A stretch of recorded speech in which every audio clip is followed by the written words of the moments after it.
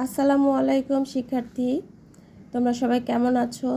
আজকে আমি অর্থনীতিতে অর্থনৈতিক সংগঠনের প্রধান সমস্যাসমূহ the basic problems of economic সম্পর্কে আলোচনা করছি।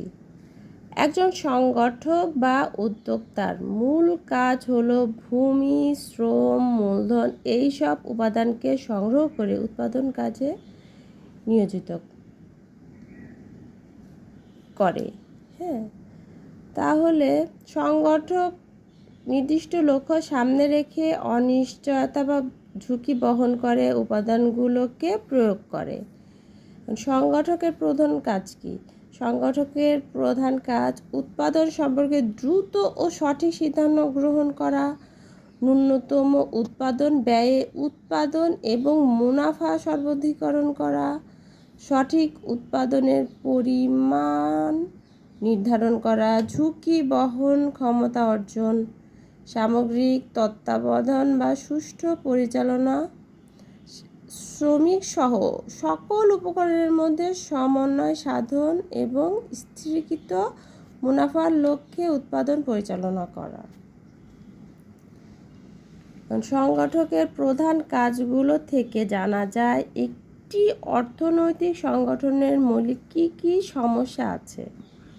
এই সমস্যাগুলোকে নিম্নে 3টি প্রশ্ন মাধ্যমে আমরা প্রকাশ করতে পারি। 1 নাম্বার, কি উৎপাদন করা হবে, অর্থাৎ এখানে দ্রব্যের প্রকার ও পরিমাণ নির্ধারণ করা হয়।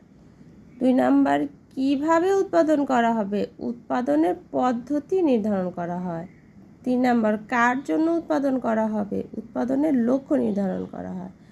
এখন এই যে সংগঠনের যে 3টা সমস্যা উৎপাদন ক্ষেত্রে, সেটার একটা সমাধান দরকার।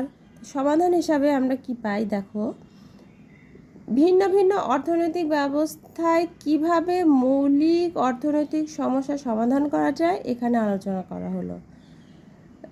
এখানে কয়েকটা ব্যবস্থা গ্রহণ করা হয়, বিভিন্ন সমাজকে ভাগ করা হয়, এক একটা দেশ এক একটা সমাজ ব্যবস্থা অনুসরণ করে। তার মধ্যে একটা আছে ধনতান্ত্রিক সমাজ ব্যবস্থায়। এখানে ধনতান্ত্রিক সমাজ ব্যবস্থায় দেখো, ব্যক্তি স্বতন্ত্রবাদ বিদ্যমান থাকে, রাষ্ট্রীয় হস্তক্ষেপ থাকে না, উৎপাদনকারী সিদ্ধান্ত নেয় কি উৎপাদন, কতটুকু উৎপাদন হবে, কার জন্য উৎপাদিত হবে, কোন পদ্ধতিতে উৎপাদিত হবে, উৎপাদিত পণ্যের কীভাবে ভোগ ও বন্টন হবে। অর্থাৎ এখানে এই উৎপাদন পদ্ধতিগুলো কিন্তু ব্যক্তি নিজে সিদ্ধান্ত নেয় ধনতান্ত্রিক অর্থনীতিতে। আচ্ছা, সমাজতান্ত্রিক অর্থনীতি ব্যবস্থা বা সমাজতান্ত্রিক সমাজ ব্যবস্থায় কী কী পাই আমরা? ব্যক্তি তথা ভোক্তার কোনো স্বাধীনতা থাকে না, সমাজের সর্বোচ্চ কল্যাণের জন্য উৎপাদন ও বন্টন ব্যবস্থা নির্ধারণ করা হয়। এখানে রাষ্ট্র বা সরকার যাই বলো না কেন, রাষ্ট্র ঠিক করে কোন দ্রব্য উৎপাদিত হবে, কী উপায়ে উৎপাদিত হবে, কতটুকু উৎপাদিত হবে এবং কার জন্য উৎপাদিত হবে ও কিভাবে তা বণ্টিত হবে। 3 নম্বরে দেখো, মিশ্র অর্থনৈতিক ব্যবস্থা। এখানে ধনতন্ত্র ও সমাজতন্ত্র উভয়ই বিদ্যমান থাকে, পাশাপাশি বিরাজ করে। ধনতন্ত্রের দাম ব্যবস্থা ও সমাজতন্ত্রের রাষ্ট্রীয় নিয়ন্ত্রণ বিরাজ করে। এখানে ব্যক্তি ও সরকার সম্মিলিত প্রচেষ্টায় কি উৎপাদিত হবে, কোন উপায়ে উৎপাদিত হবে, কার জন্য উৎপাদিত হবে নির্ধারণ করে। এরপরে 4 নম্বরে আছে ইসলামী অর্থব্যবস্থা। আল কোরআন ও সুন্নাহর ভিত্তিতে অর্থনীতি পরিচালিত হয়। কল্যাণের দিক বেশি গুরুত্ব দেওয়া হয় ইসলামী অর্থব্যবস্থায়। সংক্ষেপে আমরা এই 4টাকে এভাবে বলতে পারি: ধনতান্ত্রিক অর্থব্যবস্থা, সম্পূর্ণ উন্মুক্ত অর্থব্যবস্থা, সমাজতান্ত্রিক অর্থব্যবস্থা, সরকার নিয়ন্ত্রিত অর্থব্যবস্থা, মিশ্র অর্থব্যবস্থা, আংশিক উন্মুক্ত ও আংশিক সরকার নিয়ন্ত্রিত অর্থব্যবস্থা।